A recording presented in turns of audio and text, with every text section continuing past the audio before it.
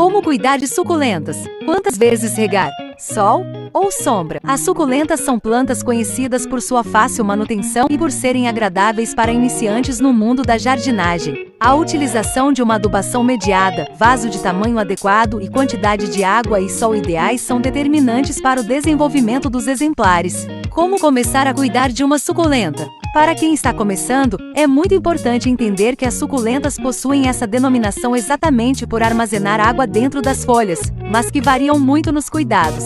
Alguns espécimes preferem sol e outros preferem sombra, algo que deve ser observado de acordo com o exemplar a ser adquirido. Qual o melhor lugar para cuidar das suculentas? Mesmo com as variações entre as espécies, os exemplares mais comuns necessitam de, no mínimo, 5 horas de sol sobre a folhagem por dia. O melhor lugar é em janelas com a face para o leste, oeste ou norte.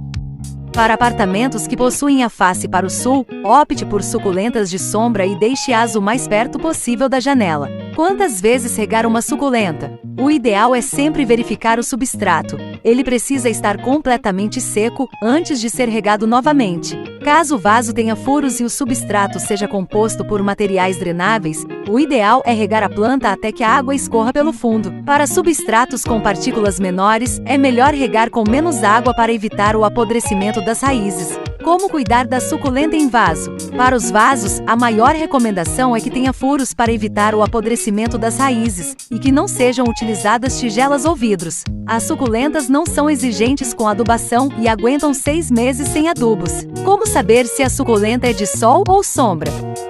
As suculentas de sol geralmente têm o formato de uma roseta e são encontradas para vender em vasos pequenos. Também existem suculentas pequenas em formato de roseta que gostam de sombra, mas são bem menos comuns. Quando o exemplar recebe pouco sol, ele se estica e cresce em direção à luz. O comportamento é um pedido por claridade.